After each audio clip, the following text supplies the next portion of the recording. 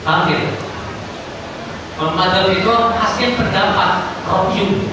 Misalnya Imam Syafi'i berijtihad dalam permasalahan ini dan beliau berpendapat ini hukumnya haram. Berarti madzhab. Kalau manhaj, tata caranya, metodenya. Bisa membedakan ya antara madzhab dengan manhaj. Beda ya.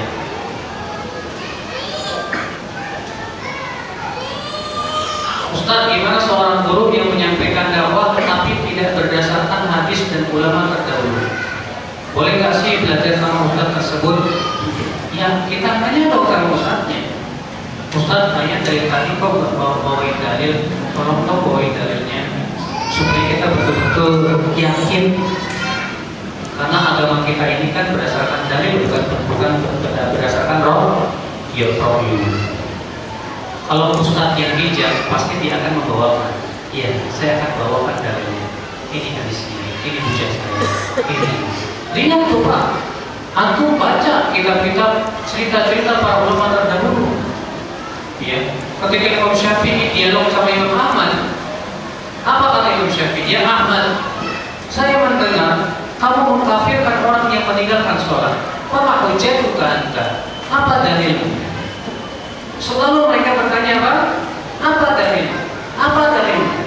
Enak kalau kasih dalil-dalil Pak. Soalnya agama kita milik Allah bukan milik kiai.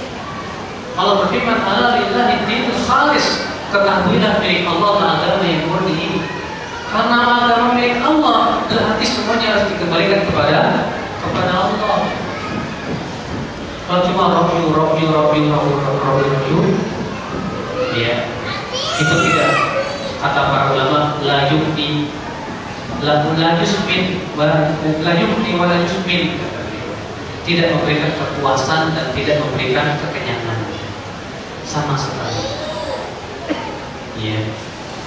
Nah, maka dari itu ya Islam, seorang ustaz itu harus membiasakan murid-muridnya bawakan dalil. Makanya antum baca bukunya Imam Syafi'i. Selalu beliau setelah menyebutkan pendapat beliau mengatakan wa hujjah kami adalah hadis haddatsana subuhan rasulullah. Ya.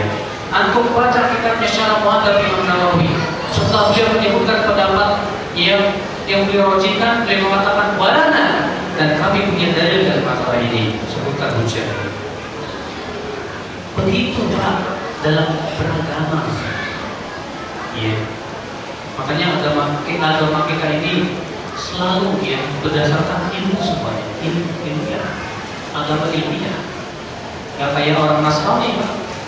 Orang Nasrani apa kata pendeta harus diikut. Pendetanya ditanya, Bapak pendeta dalilnya mana? Udah, kamu nggak usah nanya, ikut aja udah. Begitu orang Nasrani. Makanya agama Nasrani itu agama pembeo, agama yang sangat tidak ilmiah. Ya. Maka dari itu pada Islam adanya kita bersyukur diberikan oleh Allah agama yang ilmiah, betul-betul semuanya berdasarkan kepada dalil. Iya.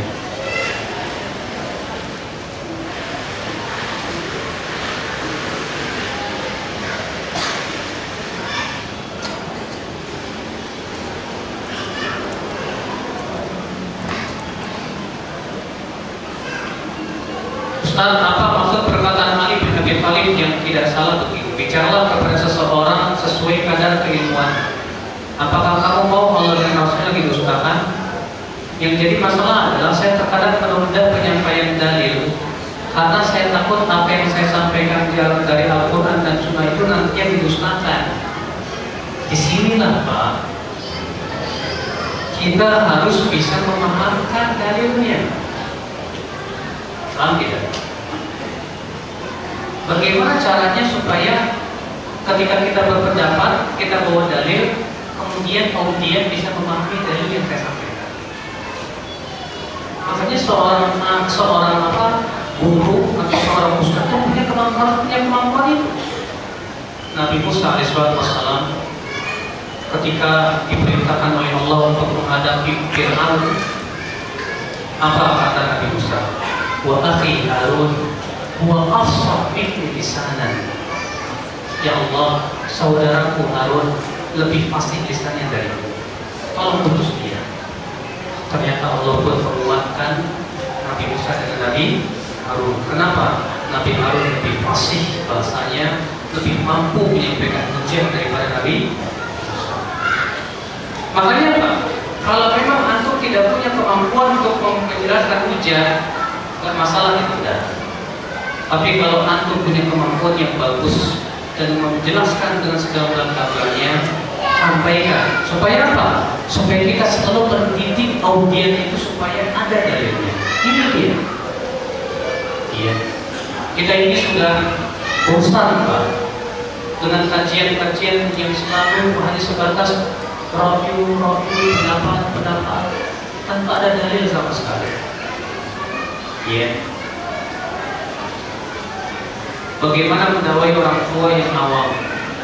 Mendakwai orang tua butuh kepada kesabaran, kelemah lembutan, karena orang tua beda dengan yang lainnya. Terlebih mendakwai orang tua itu harus dengan praktek, itu berupa bakti kita kepada orang tua.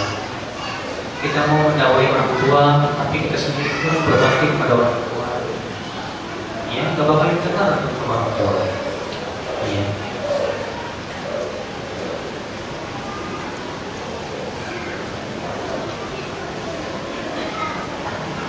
Bagaimana sikap kita dalam menghadapi perbedaan pendapat? Ini sudah saya sebutkan tadi. Bahwa kalau kita lihat, kalau memang khilaf perbedaan pendapat itu artinya masalah-masalah ijtihadiyah yang tidak ada nasnya dan masing-masing punya dalil yang sahih yang pemahamannya bisa diterima secara syariat, maka kita hanya kewajiban kita memilih mana yang paling kuat tanpa memaksakan pendapat kita kepada orang lain. Boleh. Contoh misalnya, ya sudah saya sebutkan contohnya tadi, membaca Al-Fatihah di belakang imam. Contoh lagi misalnya, setelah sholat zikir itu dikeraskan apa disirkan? Kalau habis sholat zikir itu dikeraskan atau tidak? Imam Syafi'i mengatakan yang sunnah disirkan. Jadi pendapat jumhur. Sementara Imam Ahmad mengatakan yang sunnah dikeraskan. Yang sunnah apa? Dikeraskan. Apa hujah Imam Ahmad? Kata Imam Ahmad, hujah kami riwayat yang sahih. Ibnu Abbas berkata, kami dahulu, ya, karena roh usul adalah mengangkat suara dengan zikir setelah sholat itu ada di zaman Rasulullah SAW. Dan satu riwayat Ibnu Abbas berkata, adalah aku mengetahui selesainya sholat Rasulullah SAW itu dengan takbir. Kata Imam Ahmad, ini hadis menunjukkan yang sunnah zikir setelah sholat itu dikeraskan. Imam Syafi'i mengatakan tidak sunnah. Dan Imam mazhab jumhur bilang masing-masing punya hujah. Imam Syafi'i dalilnya apa? Ayat Allah berfirman, "Yawal rabbaka fi nafsika tadarruan wa khifatan wa dunal jahri minal qaul." Dan berzikirlah pada dirimu dengan tadarru dan rasa takut dan suara yang tidak dikeraskan. Kata Imam Syafi'i, adapun hadis Ibnu Abbas itu dibawa kepada ta'lim, bukan dalam setiap keadaan. Ya, masing-masing punya hujah, masing-masing punya dalil. Seperti ini tidak boleh kita saling memaksakan. Kita hanya memakai atau melihat apa yang kita pandang kuat. Iya. Ya terkadang masalah seperti ini kurang dipahami oleh masyarakat kita. Masalah yang masih ditegakkan ulama malah dijadikan sebagai apa? Ciri Ahlussunnah apa bukan? Pokoknya kalau udah begini itu bukan Ahlussunnah. Nanti ulamanya dari dulu dari khilaf kok gimana sih? Ya. Contoh saya membaca sebuah buletin di Jakarta, dia menghujat habis-habisan orang yang mengatakan bahwa orang tua Rasul kafir dan mengatakan dia tidak adab sama Rasulullah. Padahal ulama dari semenjak dulu juga khilaf. Ulama dari semenjak dahulu apa? Berbeda pendapat. Ya, Imam Asy-Syafi'i merojihkan bahwasanya ya kita tidak bisa memastikan orang tua Rasulullah di surga atau di neraka, karena belum sampai padanya, belum kepadanya hujjah. Sementara sebagian ulama mengatakan di dalam api neraka berdasarkan ayat Muslim ketika Rasul ditanya oleh seorang sahabat, gimana ayahku ya Rasulullah? Kata Rasulullah, ayahku dalam api neraka. Imam As-Suyuti menganggap hadis ini lemah walaupun berada di dalam Sahih Muslim. Tapi imam yang lainnya membantah Imam Suyuti dan mengatakan, Anda katakan lemah, sementara ini berasal dari riwayat Muhammad bin Salamah dari Sabit Al-Bunani. Padahal Muhammad bin Salamah itu orang yang paling sikoh terhadap Sabit. Khilaf. Kalau sudah khilaf begitu, ya sudah, kita nggak perlu saling menyesatkan. Kita hanya sebatas berpendapat yang kita pada rajih. Adapun memaksakan pendapat bahkan sampai menuduh lawannya bukan Ahlussunnah, ya kalau begitu caranya, berarti ulama kita dulu pun jadi bukan Ahlussunnah lagi loh. Maka di sini Pak, harus kita bisa membedakan mana perselisihan pendapat yang boleh kita hormati dan saling toleransi, dan mana perselisihan pendapat yang tidak bisa kita hormati. Harus kita bedakan.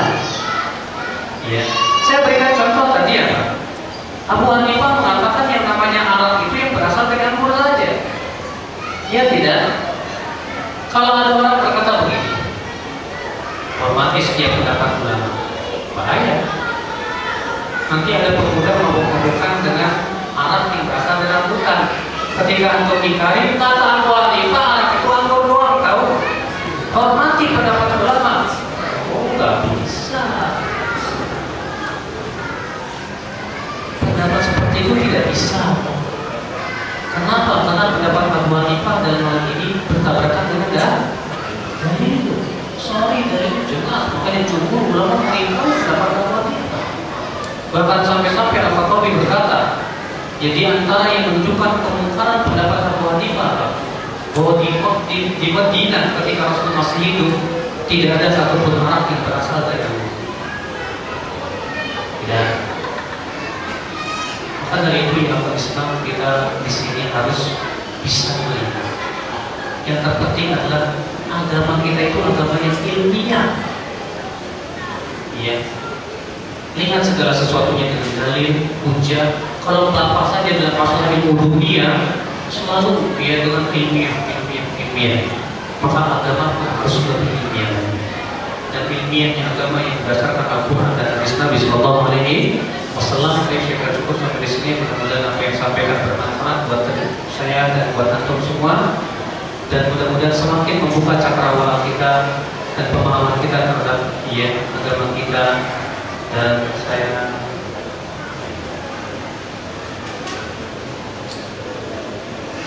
saya kembalikan kepada Ustaz Haikal.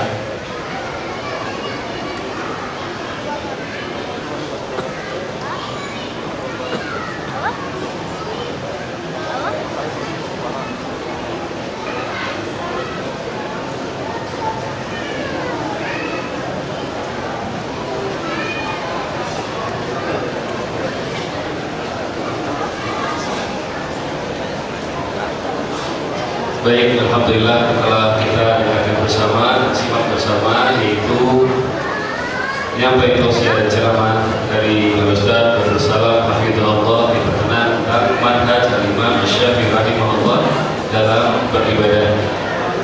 Kita mengucapkan jazakumullahu khairan katsiran. Semoga Allah membalas apa yang telah beliau sampaikan itu dengan balasan yang lebih baik, dan semoga Allah Subhanahu wa Ta'ala memberkahi beliau ilmunya, umurnya, dan keluarganya, dan semoga Allah Subhanahu wa Ta'ala senantiasa menjadikan yaitu waktunya dan usahanya bermanfaat untuk Islam dan kaum muslimin. Amin ya rabbal alamin.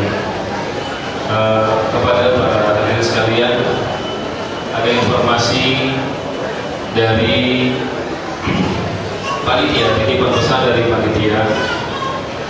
Di penghujung acara pada malam hari ini kita akan menyampaikan kuis, yaitu setelah Ustaz Badrul Salam menyampaikan materi, maka beliau menerima begitu banyak pertanyaan dan beliau jawab semuanya, alhamdulillah.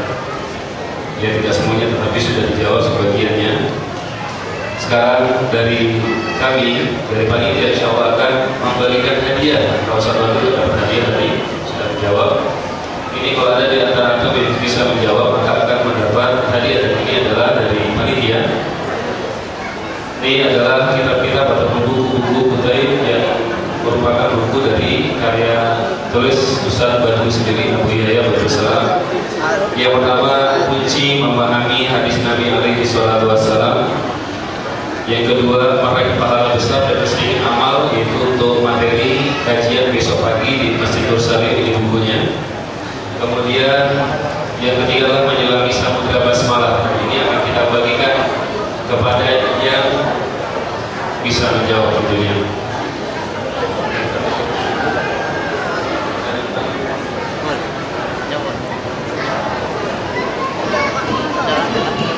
Baik, kita akan bagi menjadi dua kelompok. Untuk yang laki-laki, ya jamaah laki-laki, dan juga untuk jamaah yang perempuan, untuk bapak-bapak dan untuk ibu-ibu. Jadi untuk yang bapak-bapak kita berikan kesempatan 4 pertanyaan, untuk yang ibu-ibu kita beri kesempatan 3 pertanyaan. Ya. Ada pertanyaan yang pertama, ini kita tujukan kepada jamaah ikhwan, jamaah yang bapak-bapak. Sebutkan sebuah ayat yang mana Allah memerintahkan kepada orang-orang yang beriman untuk mendahulukan Allah dan Rasul-Nya. Silakan.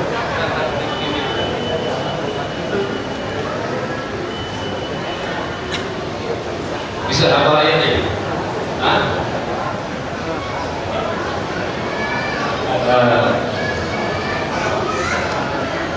Hafal ayatnya?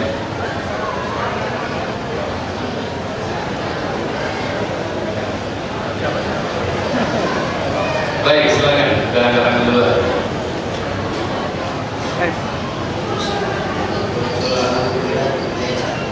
Baik, surat Al-Hujurat ayat 1 yang berbunyi, ya ayyuhalladzina amanu la tuqaddimu bainallahi wa rasulih. Wahai orang-orang yang beriman, janganlah engkau mendahulukan, dan itu perkataan Allah dan Rasulnya daripada perkataan manusia yang lain. Nah, ini silakan untuk mengambil hadiahnya.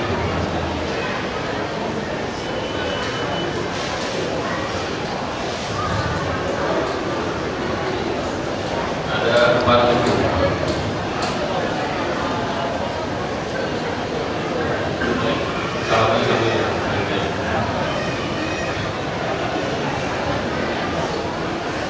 Baik, pertanyaan yang kedua. Insya Allah saya akan lebih utamakan yang tepatnya. Ini saya nggak kelihatan masalahnya. Ini nggak kelihatan ya? Atau ada yang kelihatan boleh? Pertanyaan kedua,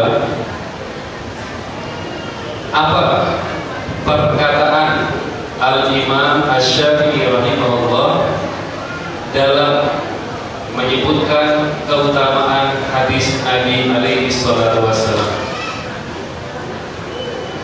Ya, silakan. Berdiri. Gimana namanya tadi? Ya, di depan ya.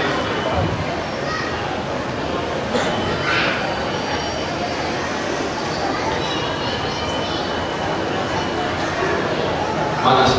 Gak ada mic. Ya. Idza sahal hadits fahuwa hadits. Nah, idza sahal haditsu fahuwa madhhabi. Apabila ada hadis yang sahih, maka itu adalah madhabku, itu adalah pendapatku. Ini jawaban yang benar. Silakan untuk memilih 3 buku sisa ini yang apa ya? Ini aja. Silakan. Ini 1, jangan semuanya. Silakan. Selamat, Anda tutup. Sisa 2 lagi. Pertanyaan yang ketiga. Al-Imam Asy-Syafi'i rahimahullah dikenal memiliki guru-guru dari kalangan para ulama.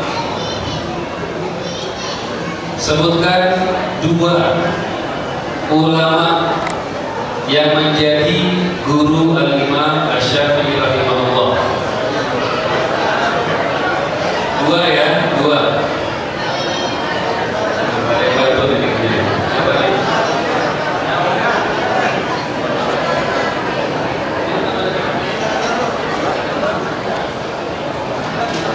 Lebih awal. Ini kan? Baik, silakan. Pakai mic. Oh tadi coba imaman nama sama asal ya. Yang pertama, Imam Muhammad bin Anas, guru hadis Imam Syafi'i, yang kedua Muhammad bin Ali Hasan dan Abi Al-Badi dari Diki Al-Quran. Bagus. Barakallahu fiik. Silakan.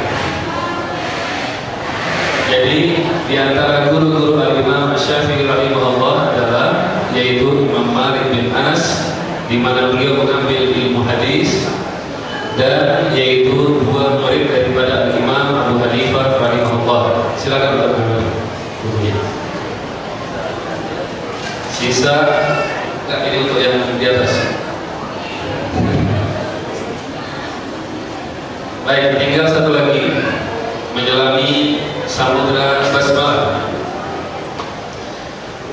Disebutkan di antara bentuk yaitu penghormatan dan pengagungan para ulama terhadap para sahabat Nabi alaihi salatu wasallam, di mana mereka memiliki perkataan-perkataan atau pernyataan-pernyataan yang menyebutkan tentang keutamaan para sahabat-sahabat Nabi alaihi salatu wasallam, yang menyebutkan tentang keutamaan para sahabat Nabi alaihi salatu wasallam.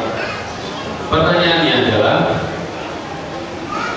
apa yang disebutkan oleh yaitu seorang ulama di sekolah di akhir tentang keutamaan sahabat Nabi alaihi salatu wasallam, yaitu siapakah ulama yaitu Imam Malik bin Anas rahimahullah. Apa yang diucapkan oleh Imam Malik bin Anas berkenaan tentang keutamaan para sahabat Nabi alaihi salatu wasallam? Ya, silakan dulu. Berdiri. Satu.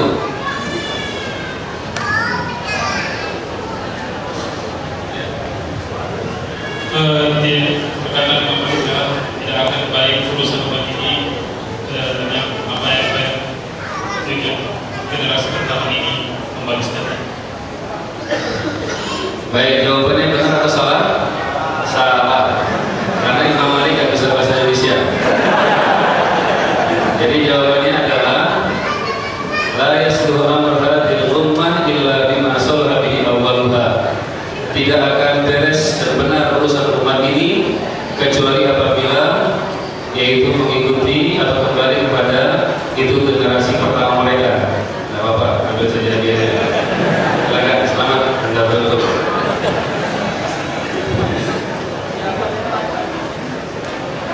Baik, untuk pertanyaan kepada yang putri ataupun yang akhwat dan ibu-ibu, adapun silakan nanti untuk pertanyaannya ataupun ya pertanyaannya harap ditulis, kemudian menjawab yang nomor 1, 2 atau 3, salah satu saja, jangan jawab semuanya, bingung ya jadi wasitnya. Jawab satu saja, nomor 1, nomor 2 atau nomor 3. Yang pertama adalah,